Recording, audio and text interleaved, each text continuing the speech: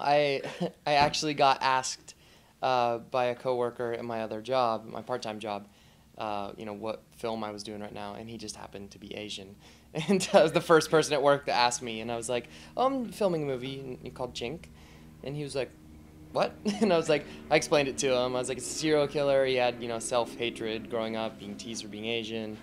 So he's like, "Oh, okay, no, I see." But you always have to kind of explain it once you say it, though. So I like the title because it kind of grabs your attention.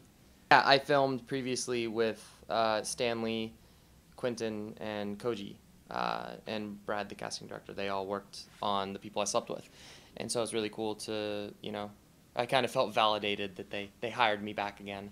I wasn't unhireable, which was kind of a good feeling, and it's just fun to work with people. I say if Eddie has any friends at the office, I would probably be the closest thing to it. But yeah, I think kind of where I'm going with the character and what I've created is that this person is a little bit like Eddie underneath. He maybe doesn't feel like he fits in, but he tries really hard to be everybody's friend.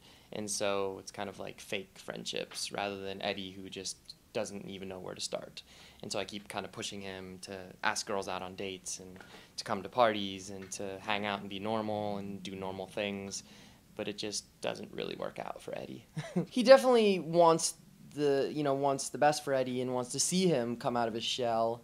So he does, almost like a mentor, I would say, because I think Micah thinks he's a little cooler than he actually is, and so yeah, he's trying to take Eddie as his little Padawan Jedi,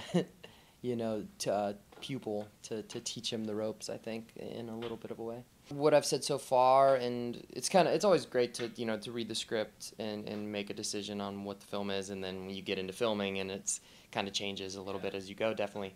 But I'd say that the film is just about identity issues and these parts of us that I think we all have that we luckily usually keep buried down. The part of each of us that has that ability to hurt people, that we suppress. And this person, through his identity issues and through his rage issues, they all kind of overtake him, and it gets the better of him, and it's a psychological serial killer movie, with a little bit of friendship and humor thrown in here and there.